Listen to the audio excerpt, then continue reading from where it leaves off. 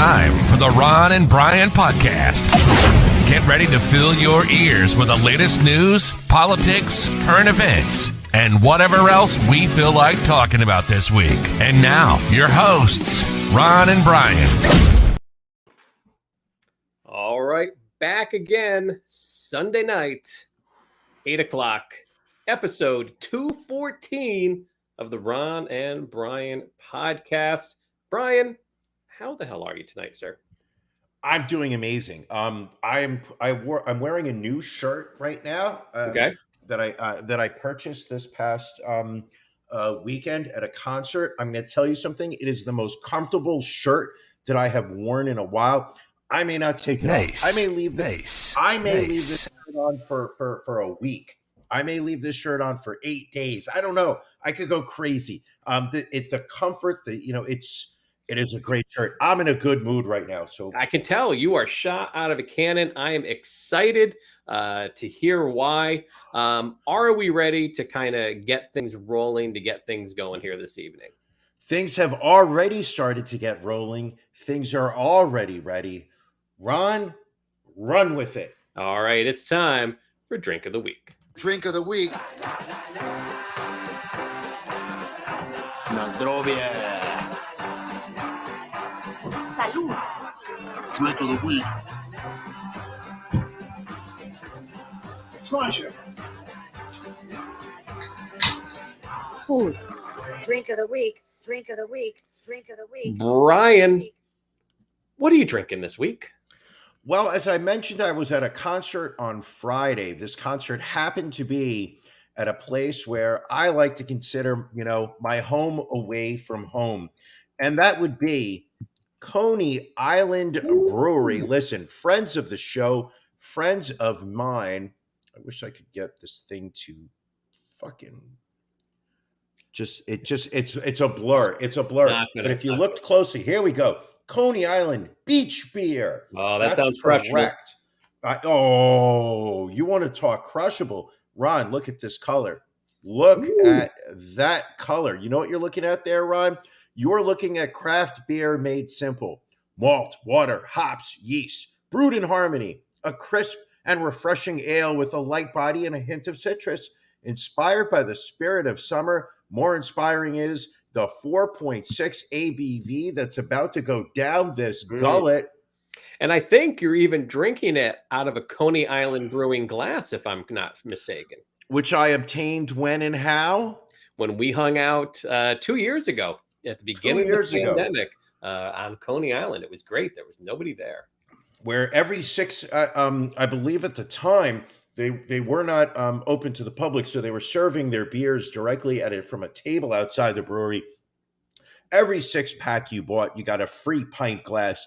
I walked away with 4. You and the wife walked away with, I believe, 1 each. Yes. But let's just say, all these years later, I'm still using them. Coney Island Brewery, once again. Nice. Each beer, always happy. Ron. Yes. What are you drinking? So this week, I feel that I need to be on point this week, Brian, because after this show, we are going to have our long delayed pajama party for our Patreon subscribers, which you can become by going to ronandbrianpodcast.com. But more importantly, there will be a Can You Beat Ron game again tonight, 9:30 Eastern time. I got knocked off a couple months ago by Janelle. Got my crown back on the last one. And so now, I understand that you have put a lot of faith into me. We will donate. What do we say? We give $25 to a charity of the winner's choice. Yes. If you can beat Ron, right, the podcast will donate $25 to any charity that you pick. And it's fun. It goes to a good cause. What we do is it's the same system, multiple choice type questions. It's for our Patreon members only at the bronze level or higher, correct? $10 a month or higher gets you live access to the After Dark show. And that is, it's such a pittance. $10 a month is really not a lot. If you want the audio version only of the podcast, after dark, which we do once a week after the podcast, that's only $5 a month. But really, the value increase is so much higher when you come in at the $10 level. We are going to be doing Can You Beat Ron? It's a lot of fun.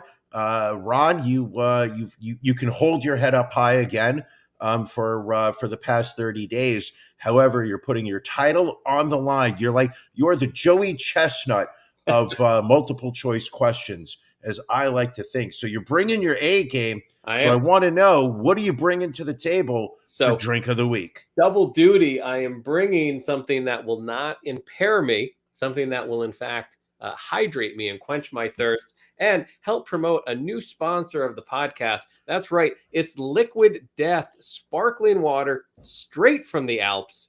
Murder your thirst, Brian. That's right. Murder your thirst with Liquid Death. And you can get now 3% off a case of Liquid Death with the promo code MoistBrian by going to the Liquid Death website. But in the meantime, I'm going to drink this sparkling water. It's going to hydrate me. It's going to keep me, my mind fresh and clear for Can You Beat Ron later on tonight. So take a sip. Now, listen, I've seen Liquid Death advertised. What is it? Flavored sparkling water? Is it basically not flavored? It is just pure water. You can get it in still water and sparkling. I happen to go for the sparkling, and it is normally I don't like sparkling water because it's too carbonated. But this has, I think, the exact level of carbonation that I like, and again, very refreshing. So what you're telling me is that while I'm drinking a 4.3 ABV beer, and I'm sipping some Maker's Mark whiskey right here, right, you're drinking water. I'm drinking water. No, Brian, I'm not drinking water, Brian. I'm drinking Liquid Death. Murder your thirst. Promo code MoistBrian. 2% off on all purchases. Let them. 3%. That's 3%. 3%. 3%. They're only going to give 2%, and I said no. Our listeners deserve better. I fought for that additional percent for you guys. And just like everything else in life, people know to fear Ron. When Ron puts his hand down, you're a tough negotiator. I have my moments. You don't get to be a 51% owner of this podcast, by accident. It took. You gotta flex the muscles every now and then. You got to break out the guns. And you do that very well, my friend. Do that very well. All right. Next up, as always, it's our beef of the week.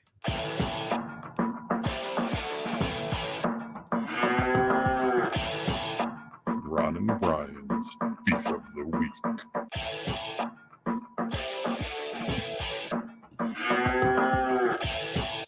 Brian, what's bothering you this week? Lousy customer service again.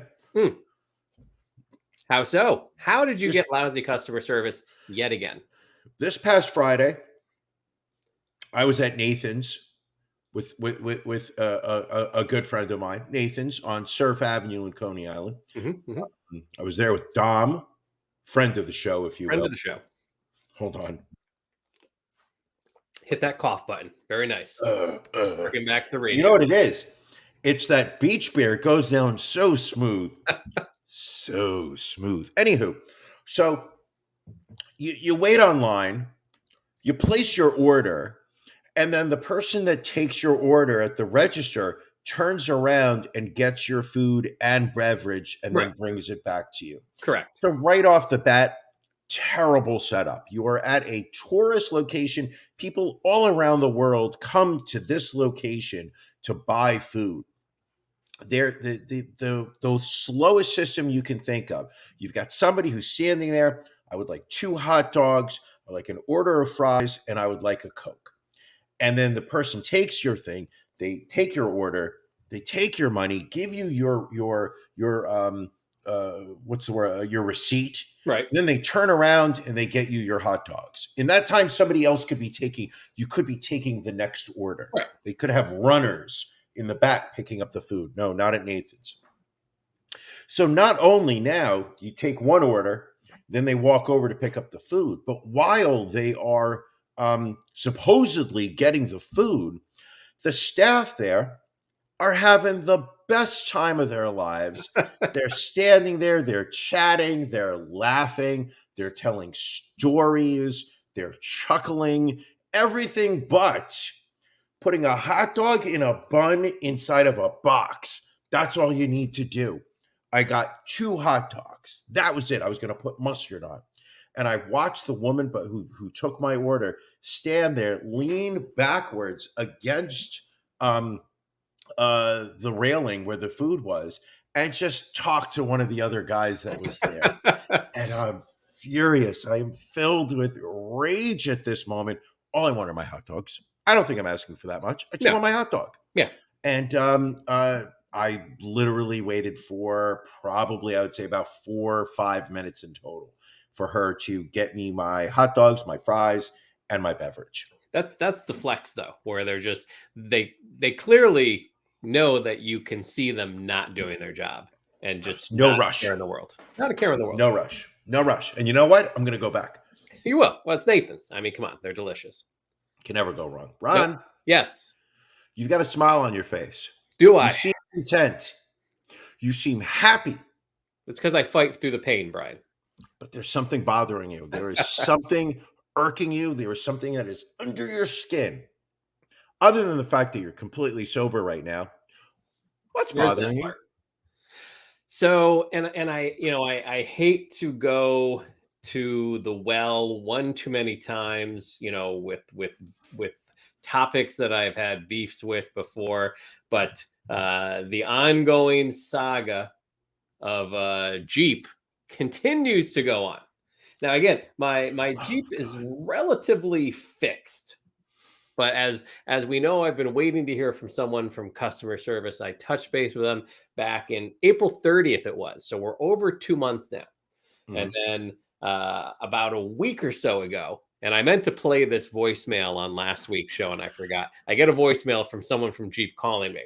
And clearly everyone's working from home. They're calling on cell phones or internet lines or whatever. And so she leaves this whole voicemail. And when she gets to the end, she's like, so if you could call me back at 28 extension. I'm like, you've got to be kidding me. So she had also emailed me to say she had left a voicemail. So I emailed back and I'm like, I got it, but I don't have your number. Please call me back. So a couple weeks go by. Nothing. So the phone rings the other day and I recognize it from when she last called from like an 844 number.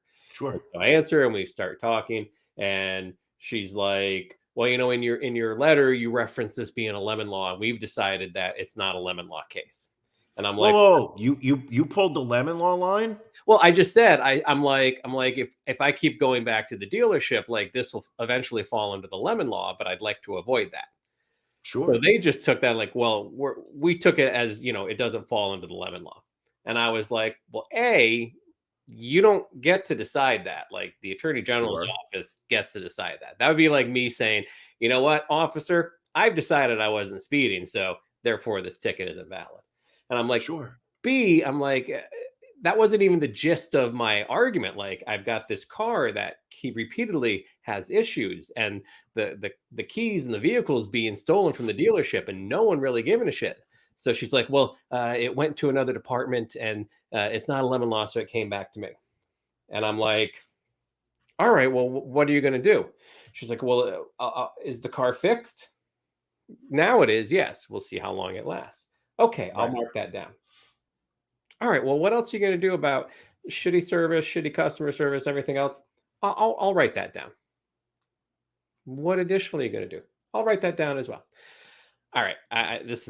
So clearly they don't give a shit about customer service. Like I'm still not exactly sure what the point of the phone call was, other than for them to say we're satisfied with what we've done for you, regardless as to whether you're satisfied with us or not.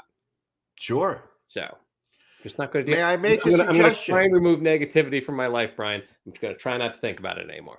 May I make a suggestion? Always. Have you thought about emailing the CEO of Jeep? That may be my next step. You got to go from the top down sometimes, Brian. You are a VIP. There is no reason that you should not be reaching out to the top, letting them know who you are. Right. letting them know the experience you are having with their company, advising them that you have been a proud Jeep owner in the past, but are no longer proud, and that you are sure that they would be able to rectify the situation by putting you in touch with the right person, because you clearly are dealing with the wrong people at your local Jeep dealership. It's definitely whoever I've spoken with so far. Clearly, it has not been the right person. That's my suggestion, and no, act as if you are on a first name basis with the big guy from from the big guy from Jeep. It could be a woman. I'm not sure. Could be Mr. Jeepster. So we're gonna try and put Jeep in the distance, and let's get into the meat of the podcast. Let's see what we have in the news this week.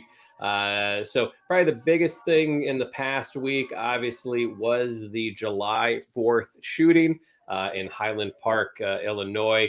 I believe the death toll is 7 now, and 30 plus injured.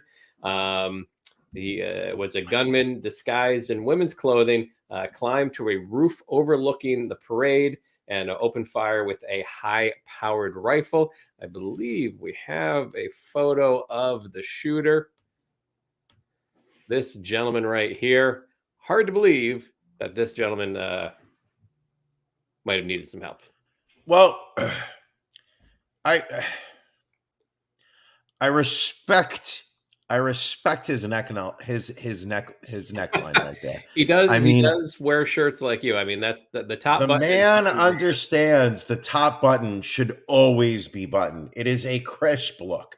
It is a solid look. It is a look of a man. Well, first off, the photo on the left, that appears to be the I'm going to court because I got caught with some methamphetamine, so I borrowed my dad's suit. Right. That's not a good looking photo. No. The one on the right looks like he's about to go to a hip hop show. You gotta question the neck tattoos and the face tattoos for such a young person. But in this case, I mean, once again, America with another mass shooting. From what I was reading about this, I mean, the police were there within 3 minutes, right, and stood outside the school. I mean, they were not. I mean, he was literally walking through the school, shooting at the children, and the police did not go into the school for approximately 24 minutes. He had time to just slaughter so many 4-year-olds. The AK-47 or 15 or whatever assault rifle he was using, the AR-15, what it does to the body of a child. I mean, it's Are we just talking so about sick. the parade shooter? But you start talking about a classroom and kids. I think you're jumping back to the Uvalde shooter. No, isn't that the most recent mass shooting in America? This is the parade shooting. What? So the father apparently was fucking scumbag. The father with his son. Fuck the whole family. Fuck the whole family on this one. And now he's also enlisted one of R. Kelly's lawyers. This is the father of the shooter. I'm fighting for my life. To help him fight charges potentially that he helped his son buy the guns that he used in the massacre. And he offered thoughts and prayers to the families of the people who were murdered by his son. Now, fuck this family. Fuck this family. And again, I don't want to belabor a point because I know we have talked about the effects of these shootings and everything else, but I do want to pull up this photo right here. This is a photo that went viral a few hours after the shooting. It was a young boy that had become separated from his parents. There was a local chef and his friends and family that ended up seeing the boy running around, took the boy into their care, posted their photo of this 2-year-old on Twitter and said, if anyone knows about this child's family, we're sure they're concerned about it. Can we get this boy back to his parents? So we come to find out that this little boy's name is Ian McCarthy. And the reason that he was separated from his parents, Irina and Kevin McCarthy, is that they were shot and killed. Fuck. So, we've got so sad and disturbing. It's so sad and disturbing because he had recently, his parents had recently enrolled him in the 2023 Rocky Dennis lookalike contest in Highland Park, Illinois. They really thought that this kid was going to, have some. They thought he was going to go deep, into one of the later rounds.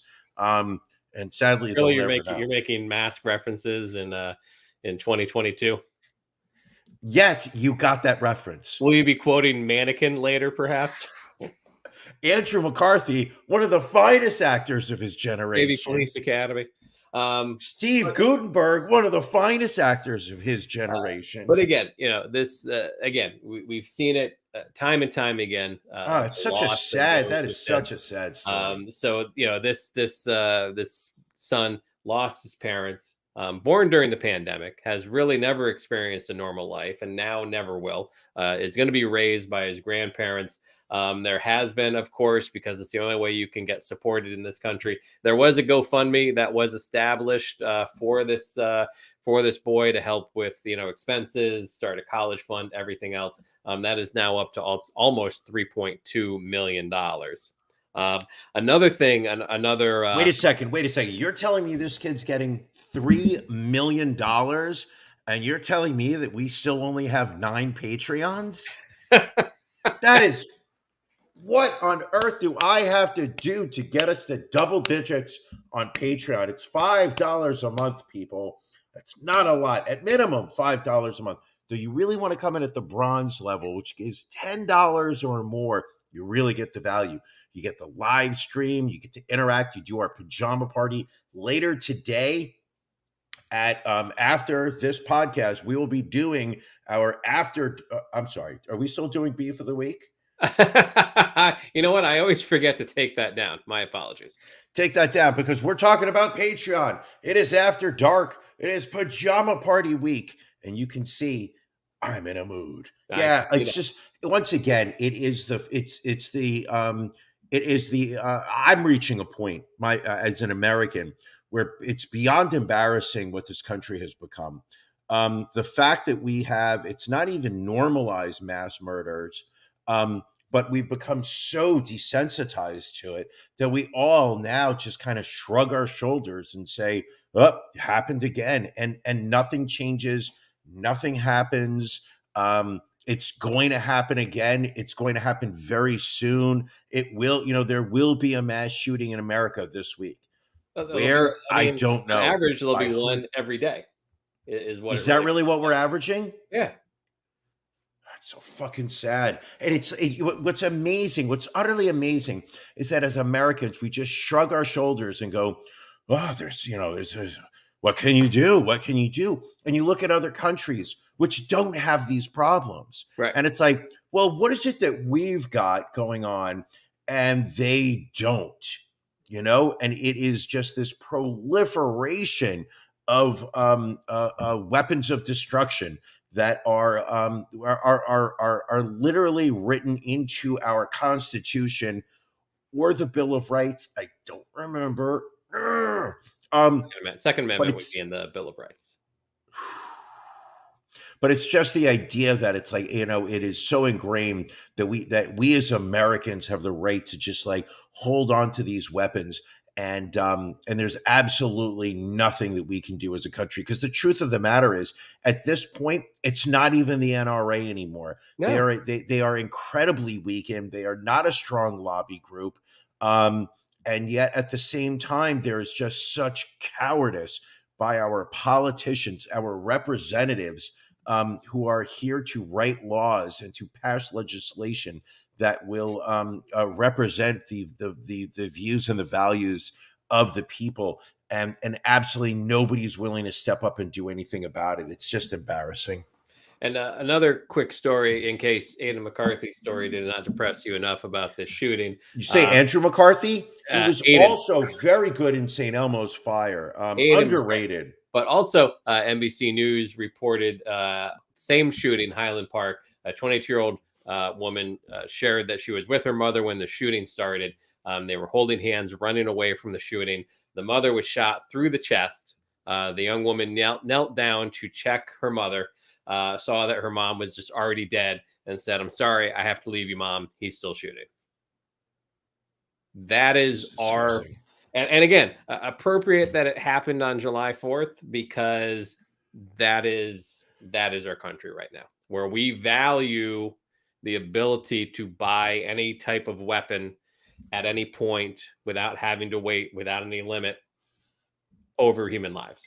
Just discuss. You know what? It's funny. Recently, this past week, I remember just having the thought of, growing up as a kid in this country, the phrase, "we're number one" was very popular. Right. We genuinely felt that we were the best country in the world. And now you look at it, and I challenge anybody who can sit there and put together a, and I love this country. Don't get me wrong. I'm not going anywhere. And I'm not going to stop fighting for making it better. But I challenge anyone to put together an intelligent argument that would argue that this is still a great country. Yeah, it would be tough to. The only thing we're number one in is school shootings and weapons per citizen. Also, no other country has an after dark where two cis white males for pennies a day, the equivalent of pennies a day, will provide you with something called the pajama party, where you go on the show live. Freedom, yes, you go on the show live, and you get to play Can You Beat Ron? Like if we were in Norway, do you think it would be like Can You Beat Sven? Where Sven would sit there and he would be answering multiple choice questions with the arrogance of believing that he would put up 25 Farfignugens against any other challengers? No, only in America can something like that happen. There you go. Brian, let's try and bring the mood back up. I have something here, which I know. Wait a second. Yeah. I thought we were having the mood up. I need to go higher now? We didn't even higher. Because I have something that I know that you love, Brian. It is a post from my local neighborhood Facebook group. This was a classic one last week. Let me take the one banner down real quick so we can see. This is the only time that this banner is allowed to come down during the show. The banner has to stay up at all times. So in my town of Elkins Park, and fireworks are always one of the great dividers of this country. Not firework displays that you can go see, but fireworks set off in the neighborhood. Like there's always a pro and anti setting off fireworks because of veterans, animals, whatever. So a very simple post came out by Michael, said for all those concerned about fireworks. So the picture he posted talks about a town in northern Italy who passed a law to make all fireworks silent to reduce stress on pets and local wildlife. So Michael posts, for those concerned about firework and pets, if a town in Italy can do it, why not Abington and Cheltenham? Instead of just venting on social media, put that energy into civic activism. All right. Simple enough. Just giving his opinion. Whatever. Hold on. How do you make fireworks silent? I have no idea. I think that I guess, whatever causes them to explode, they can have noise or they can be silent. I'm not a firework guy. We'd have to bring one of those on. So what you're telling me is they can do fireworks silent, but I eat a bowl of chili and literally somebody's taking out a decibel meter? That's not right. It's not fair. Not right, Ron. So Andrews, which he has two first names, but his first name is Andrews, says, put the energy into training your pets properly. Imagine wasting effort on this. Oof. Doesn't he mean woof? So then Michael responds back, Andrews, there are thousands of exceptionally well-trained animals who, notwithstanding all of their training, still get triggered by the sound of fireworks. Your comment is born out of ignorance and a total lack of empathy. So I'm like, this is gearing up. This is going to be good. Without You're question. salivating. You're salivating at the thought. Oh, but Andrews is not Andrews done. comes right back. Andrews is Michael, coming right back. Fair enough. figured me all out, but my kids who like fireworks are more important than your dog who shits itself. Good luck with the mission or whatever you're going to do. So now we're all strapped in. We're all on this roller coaster ride. Yeah, So but you have to Michael admit, Andrews crossed the line when he said your dog shits itself. Like suddenly, like it did take on a more aggressive tone. So, and this may be one of my favorite comments ever. Andrews, doesn't take much to figure out someone who is as tone deaf and self-entitled as you. And you know what? I don't give a shit what your little rugrats like. I fucking love this.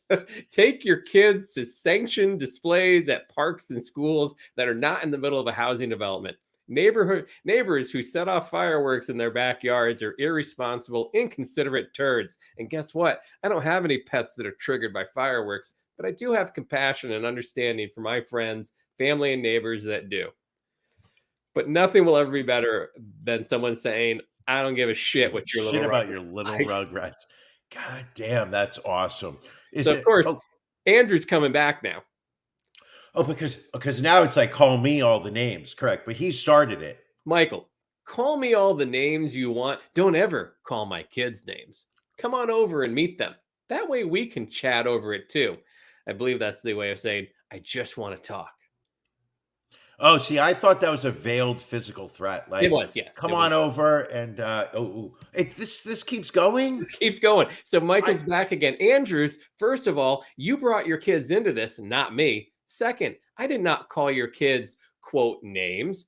I used a common generic term, often used whimsically, to refer to kids in general. If that caused your drawers to get all bunched up, too bad. And I wouldn't blame your kids for your parenting failures to teach consideration and understanding for others. Third, I extend the same invitation to you. Oh shit, they're ready to go down. Yeah. Andrews is back. Michael, you are just full ... of words, calling me and my kids names and trying to backtrack. Yeah, you're not worth my time. Typical low life. GL. I'm not quite sure what the GL is supposed to mean. Yeah, but you see, you can tell at this point that you can tell Andrews has been drinking because suddenly now the typos are kicking in. There's an Aaron G that's just thrown in between calling me. He's using incorrect punctuation. There's a comma without a space before and after. Now he's just using abbreviations, GL, which I always thought meant God lightens everything. But you can see Andrews now. The Hennessy is really kicking in. It's on now. So then Michael responds, Andrews, my feelings are very hurt. Laughing emoji. Crying while laughing emoji. Not just a laughing emoji. Crying while laughing emoji. And then I think this may be the last one. So then Beth hops in at the end. Sad that people can't just have civil conversations.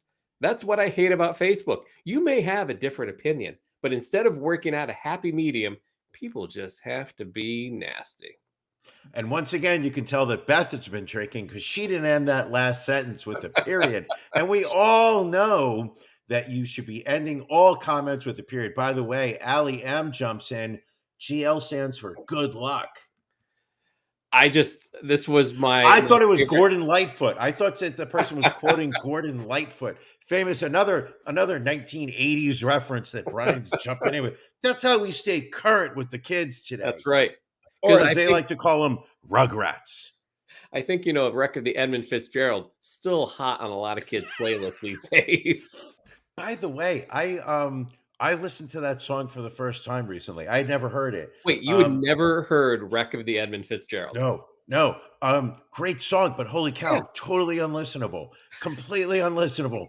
It is it's like a folk singer playing like a small town fair.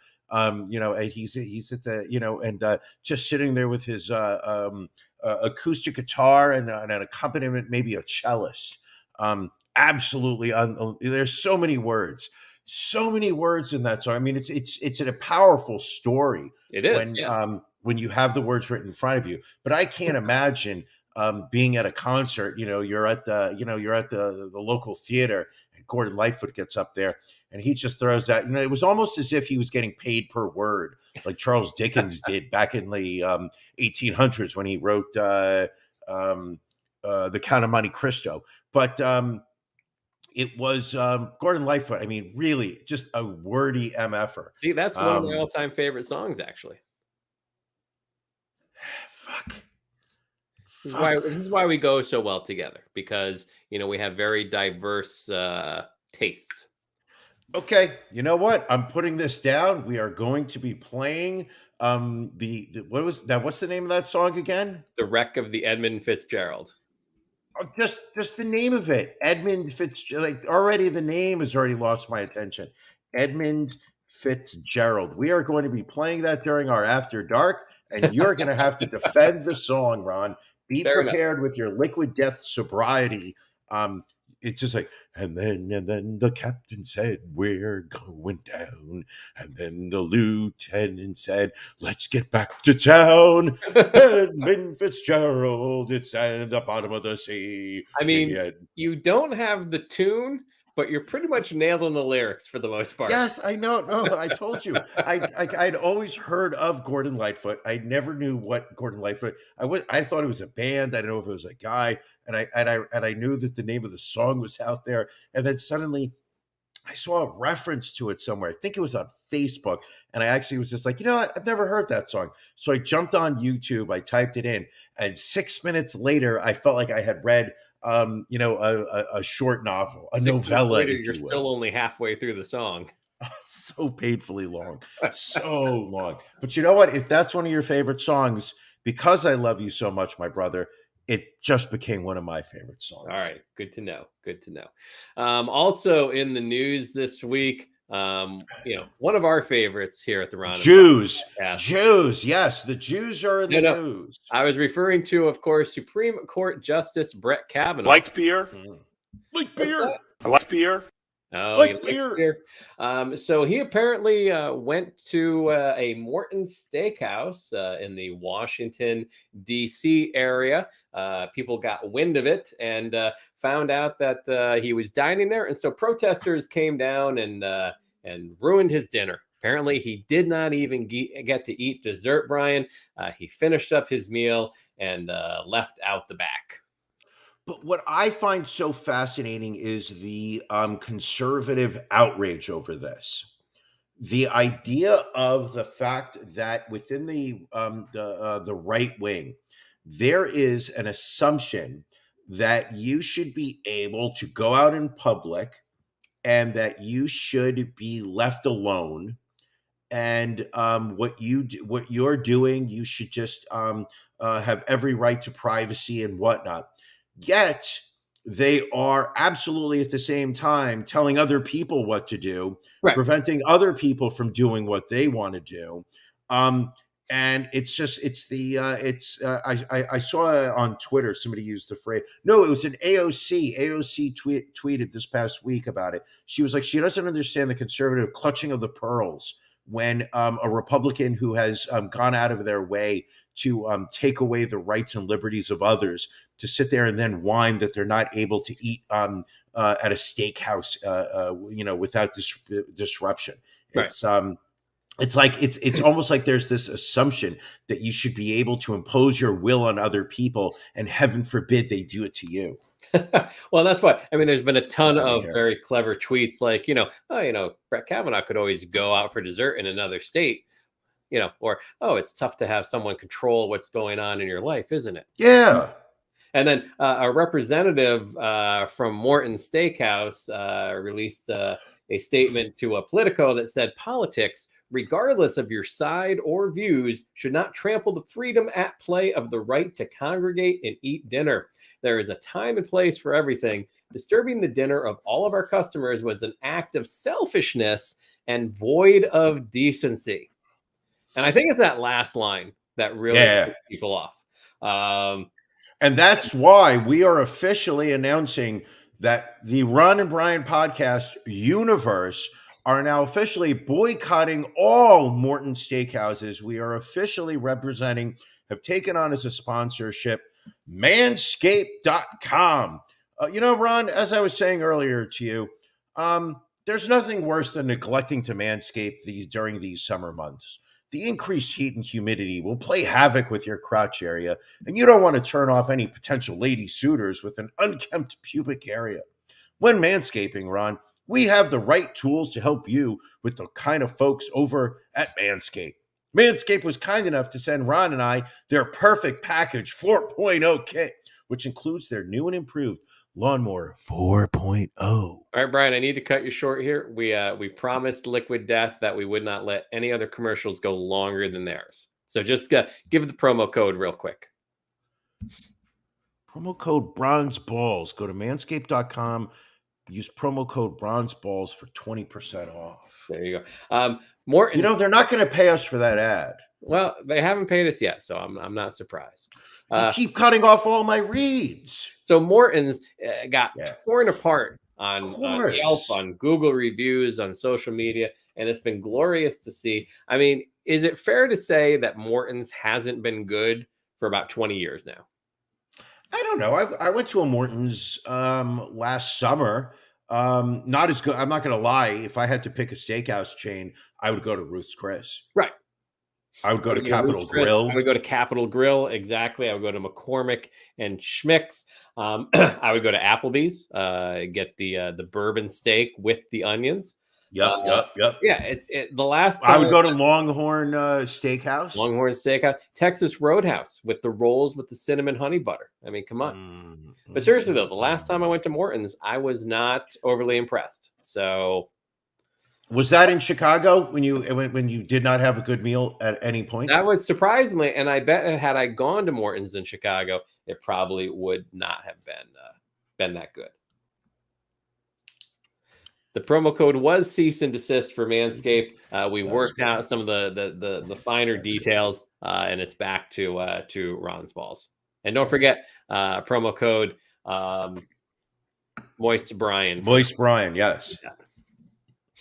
My favorite steakhouse was Rustler, since we're doing 80s references. I mean, does that go back to I remember Ponderosa Steakhouse was a thing. And Sizzler was another thing. I remember being to Sizzler where you would order before when what I remember going to Sizzler was you would walk in, wait online, you would then order at the cashier, you would then get a plate for the salad bar, eat your salad, sit down at the table where you would make your salad. You would sit at the table, and while you're eating your salad, your steak would come out. Ponderosa was very similar, and I just remember, consistently just gorging myself as a kid on the salad bar, regardless of how many times my mother would say, "Listen, just don't ruin your appetite for dinner," and I was always taking steak home because it was just. I would eat and it was the worst combination of items you could put on a plate. I'd have because I was a dumb kid. I just saw stuff that looked good.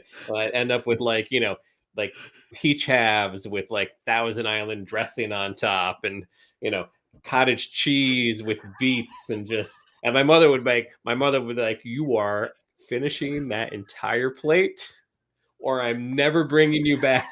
She's like, "You are not going to waste that salad bar food. You are going to finish that goddamn plate." Did you? How'd you do on the salad bar plate? I mean, I always finished it, and then I would, and I'd have a stomach ache later on. And she'd be like, "What, you moron! You put Thousand Island dressing on peaches. What do you expect?" Oh God! Feel like, Mom, you're so wise. You were wise beyond your years. you know what it was? You just weren't mature enough to hear her voice. No, you heard the words, but it didn't sink in.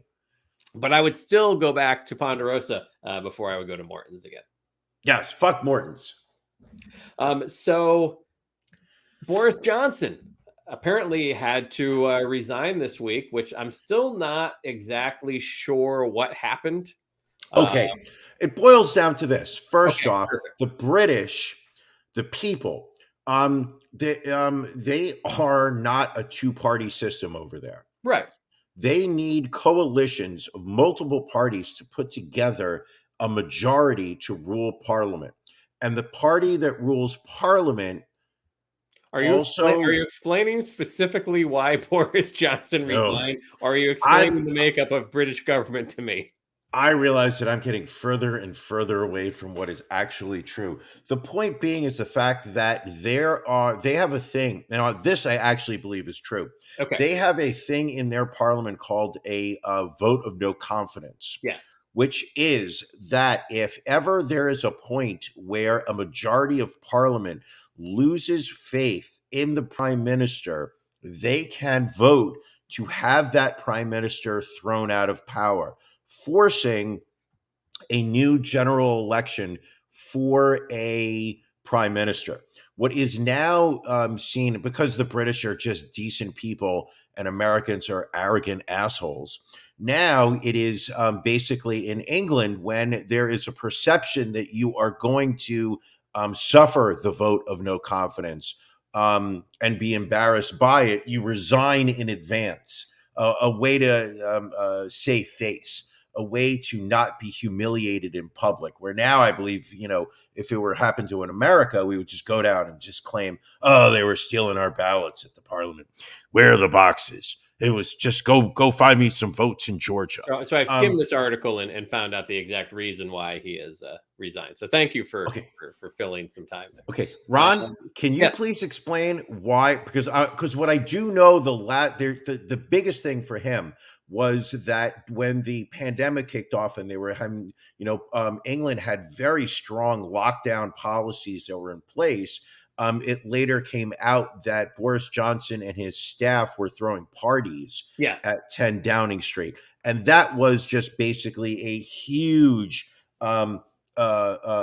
embarrassment. And the most recent, the final straw was the fact that his one of his cabinet members had recently been accused of inappropriately touching several staffers. Yes. So that was Conservative Deputy Chief Whip Chris Pincher, who stepped down June 30th amongst allegations that he groped two men at a private club.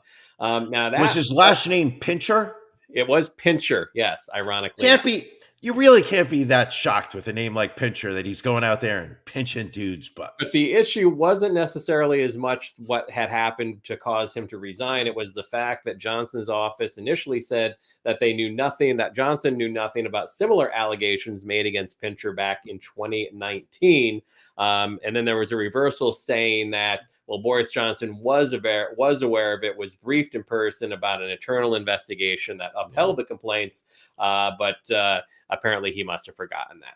So that was where it was leading down the path for this vote of no confidence. So Boris Johnson, resigned, but did say usually a prime minister resigns and just leaves. But he has said that he is going to stay on board until a new prime minister is elected.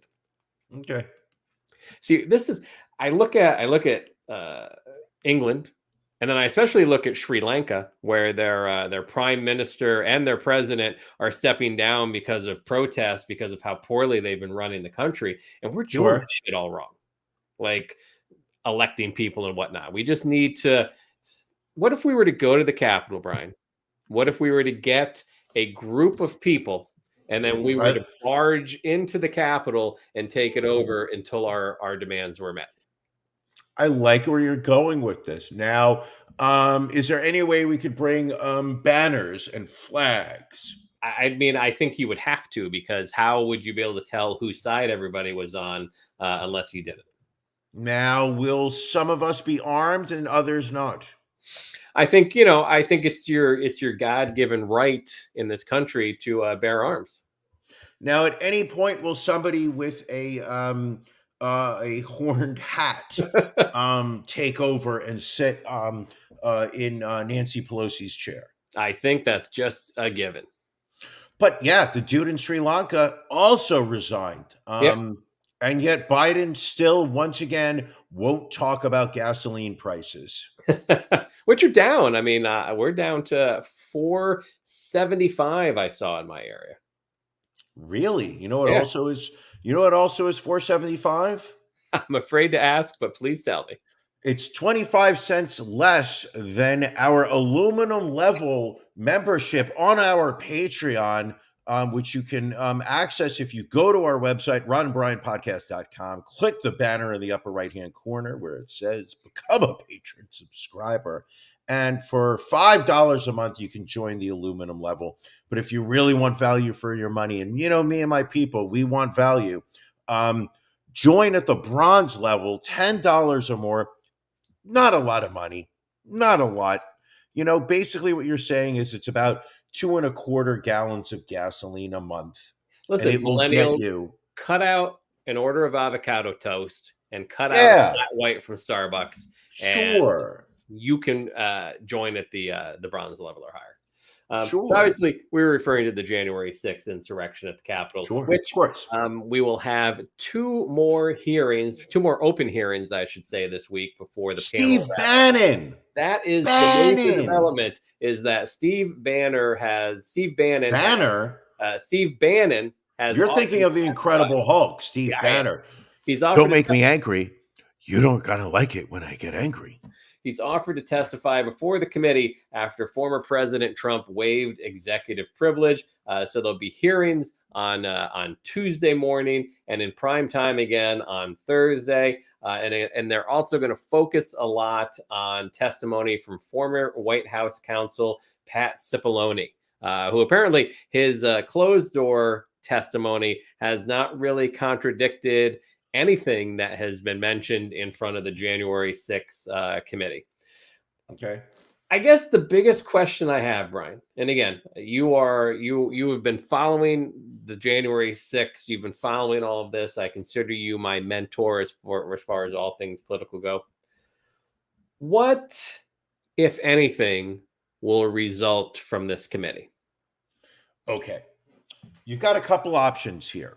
Okay. One is that there will be enough attention brought onto the actions of Donald Trump and members of his cabinet in terms of actual chargeable offenses, crimes that were committed. I know that there is talk about the famous call to the Georgia Secretary of State, correct? Yeah. Where Trump was recorded asking for the Secretary of State, who was overseeing the counting of the ballots, to and this is not quote unquote, this is literally a quote, to say, just find me another 80,000 votes, and I'll take care of the rest. The amount of pressure that was put on governors, and throughout the country, this is not something that is normally taking place. And the real question is, if were there crimes that were committed? Right. Ultimately, I think it is fantastical to believe that Trump will be charged with crimes and found guilty and imprisoned. I think what you are looking at realistically is how embarrassed can the Democrats make Trump appear so as to damage his likelihood of running again in 2024. There is a segment of this society that will vote Trump in 2024, regardless of what he does. The man fantastically said in 2016, I could go out on Fifth Avenue in Manhattan and shoot someone and my supporters would still love me. We laughed at him. We mocked him at the time, but that man was speaking truth that we did not even realize. There are people who, no matter what is said during these committee hearings, are going to say, I absolutely support what he did. I absolutely defend him, and he was right for everything he did. He is the only thing that is stopping this entire country from going down the sewer. Realistically, our best hope is that there are still a significant number of moderate Republicans who are out there who are not Trumpists, but have a conservative set of values, who are willing to stand up and say, I do not want this man to represent me and my country. Well, yeah, that was going to be my question to you. Do you think it's a case of shaming Trump to the point that he wouldn't run against? Because you've got a man who has no You shame. can't shame him. You cannot. He has no shame. Is it cannot more a shame him. case of turning enough of the GOP against him so that he loses enough support, Sure. going into a primary season? Well, what you're looking at immediately during this past week, I believe, or was it last week, when he suddenly announced that he was very close to announcing that he was going to run again. Like suddenly trying to be in command of the 24-hour news cycle and wanting to stop the dialogue about what was going on in these hearings to make the newsworthy item of the day that he was going to be running for president again. He has not announced that yet. No. And one of the things that has been pointed out on multiple occasions by announcers on CNN and MSNBC and half the people I follow on Instagram is that the second he announces that he is going to be running for president, suddenly he is subject to campaign finance laws, whereas right now the money that he is raising via donations, he can spend however he wants. Yeah. So it's not to his advantage. The Supreme Court ruled on that with the Ted Cruz case that, basically these, as long as they're not as long as they're not involved in a presidential campaign, they can use their campaign funds however they want. Sure. I mean, I think, it all goes back to when you were running for 51% ownership of the podcast. You used the campaign funds most shamelessly on a $400 haircut. And the Patreon subscribers sat there and said, yes, he has a glorious head of hair and he deserves to have a better haircut. Brian's hair is just, it's right now 80% gray, 20% something darker. We're not even sure what it is because there's so few dark hairs there that absolutely Ron deserves to have a $400 haircut.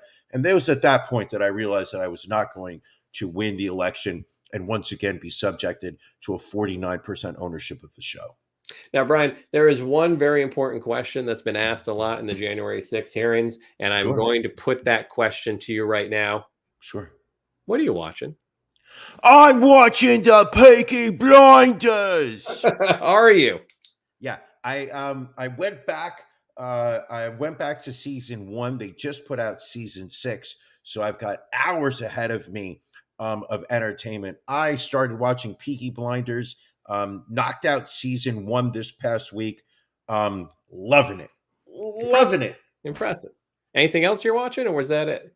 No, there was something else that I watched and I don't remember what it is at this point. So I'm going to just say Peaky Blinders. All right, fair enough. Ron? Yes, Brian. What are you watching?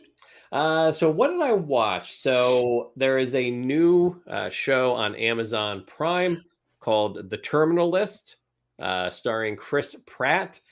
He stars as a Navy SEAL who is his entire group gets killed on a raid out in Syria, and you have to find out when he gets back to the States whether he's suffering from PTSD or if there's actually somebody out to get him.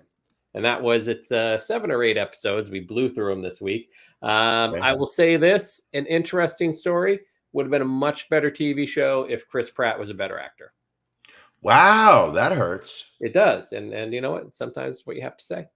Also caught the final 2 episodes this season of Stranger Things. They broke it up for some reason into like 7 episodes in the first half, and then took a month hiatus and then finished with 2 episodes, but the final episode was 2.5 hours long. So it was very, very confusing. And to be honest, the primary purpose of that 2.5 hours was just to set up season 5, which apparently is not coming until 2024. Wow. Well, that's because he's so busy. All of the kids are going to be adults. Yeah. So it was a very choppy season. I thought it started slowly, it picked up, and then kind of fizzled out a little bit at the end. There was a lot of the story that just didn't make sense to me. Now, are the kids starting to have sex or not yet? They are not. That's really not something that they've gone with. So that's not happening in the upside down world. It's not happening. And then I also started watching. There's a new series on on Netflix called Let's Build a Sex Room or something along those lines. And so it's this woman, she's like an interior decorator, and she works with couples that want to build a sex room in their house, basically. Time out. Yes. Stop. Okay. Run that by me again. What's the name of that show? I believe it's called. Hold on. Let me find the exact name of the show for you. Because that's a show I would watch a couple episodes of. It sounds like something. Now, normally, you know me, I'm not a big fan of those home renovation shows. Right. But I believe that this one has that slight little twist that might be of interest to me. So it's called How to Build a Sex Room. Stars a woman named Melanie Rose. And again, she's a British interior designer. And so she meets with couples that want to spice up their sex life somehow. And so they want to take space in their home and build a sex room. Now, are all the couples British, or is it just her? It's just her, I believe. And again, I only got through 15, 20 minutes of the first episode. And then you had to put the lotion away and throw the tissue out. Is that what happened?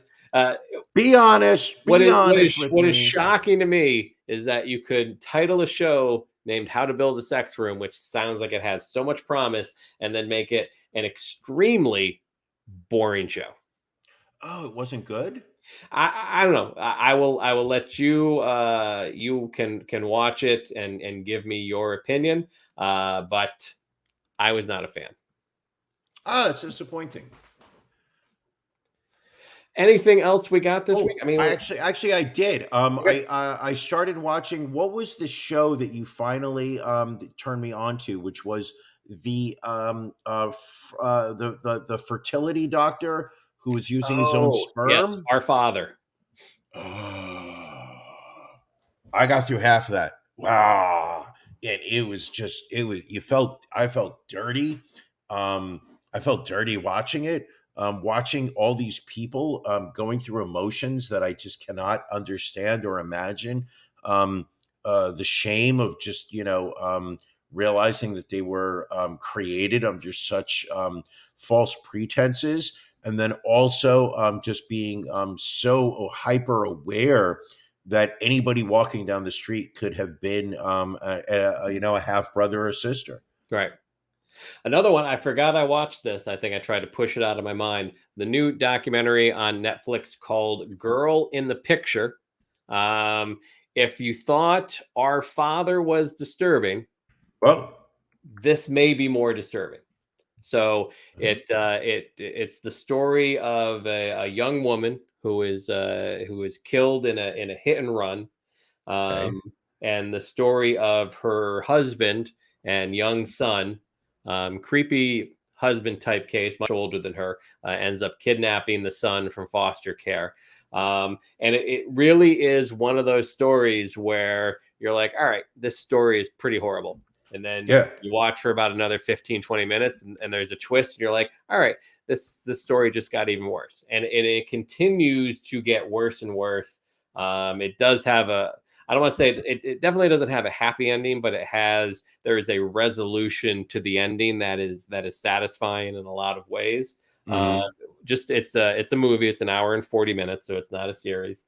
But again, if you are looking to really, not that you need reinforcement as to how horrible human nature can be, but if you want something that will do that for you, Girl in the Picture is that show. Can you just give me a little bit more information about it? I can't, because it would really, I think, ruin the shock value of all the secrets that you end up learning about this couple and their history and everything else. Like, there are so many layers to this that even if I tried to explain to you, I think you'd just be like, what the hell is that? It's called Girl in the Picture? Girl in the Picture, yes. Because I saw a movie once where there was a girl in a picture, and it was, this is about kids. Well, there's a lot going on there. You were telling me about whatever you watched the other day was about a girl stuck in a dryer with her stepbrother. Well, it was interesting because what it brought out the challenge of how does somebody, who is, doing something so generous as cleaning, washing laundry for others, suddenly end up, a victim of, sexual advances, and yet at the end also, give into those advances and embraces them. Really, it was one of those twists and turns where you're not really sure where the story is going to go. Ironically, it ended in a facial. Sounds like the perfect viewing for Hot Podcaster Summer. Hot Podcaster Summer. You thought we were going to go whole episode without using the Hot Podcaster Summer bumper. Hot Podcaster Summer. Listen, Ron, it is now 5 minutes after the hour. We've done 65 minutes. Yep. If you're not a Patreon subscriber by now, you got 25 minutes. Go to our website, ronandbrian.com, ronandbrianpodcast.com. We don't quite have ronandbrian.com. Fuck Brian Grazier. Fuck Ron Howard. Not literally, because Brian Grazier is stuck in the washer when Ron Howard walks in and he's like, Opie, I'm here. All kidding aside, Patreon, go there, become a subscriber, bronze or higher level, $10, a measly $10. You will have access to something that takes place in 25 minutes, which is our pajama party, where all of our Patreon subscribers at the bronze or higher level come on. They join the show. This month, we're going to be playing Can You Beat Ron, where the podcast, we put up $25 to a charity of your choice. If you can beat Ron in our game, this week's game's theme is, you're going to have to join our Patreon to find out. And I don't know the theme. Nothing's free in this world, people. All right. Also, don't forget, if you are not doing so already, follow us on TikTok at the Ron and Brian Podcast. And if you want to call and leave us a voicemail, just want to yell at us, want to congratulate us, want to ask us a question, call 267-627-1062. Leave us a voicemail. We may play it on the show. We may answer your question, or we may ignore it. You have no idea. 267-627-1062. So Brian, I think it's about time to get ready for that Patreon. I need to clear my mind. I need to get ready for Can You Beat Ron, because it's going to be a battle. I get it, but I feel like it's a battle that I can win. You can win. You've won it before, and I don't want to say that I'm rooting for you, but I am. And also, not to hype it up too much, we have a very special show next Sunday night. We're very excited about it. We hope you'll be as excited as well. Do we want to tease anything, or we just want to talk it up and say it's a special episode next week? It's a special episode. It's a special episode. So make sure you join us. If you're not a Patreon subscriber, join us next Sunday, 8 o'clock Eastern Standard Time, right here for our special episode. If you are a Patreon folk, we will be hopping on. We'll be doing our pajama party and Can You Beat Ron in a short 22 minutes from now. Regardless of whether you're Patreon or not, thank you for joining us in each and every week. We love you, folks. Brian, I love you, my friend. I love you too. Anything else this week, or are we ready to roll? We are ready to roll. All I say is that, once again, I always like to end the episode by reminding people that life is tough, life is difficult, life is challenging. It is not easy. But there's one thing that you can do, which, is to be nice to somebody this week. You've got plenty of opportunities to flip people the bird, to curse people out, to get upset, to get angry, to start yelling, raise your voice, whatnot. But it also is incredibly easy to smile, to offer somebody your time or your energy or whatnot. Try to do that if you get the opportunity. All right. Sounds good. Thank you for those words, Brian.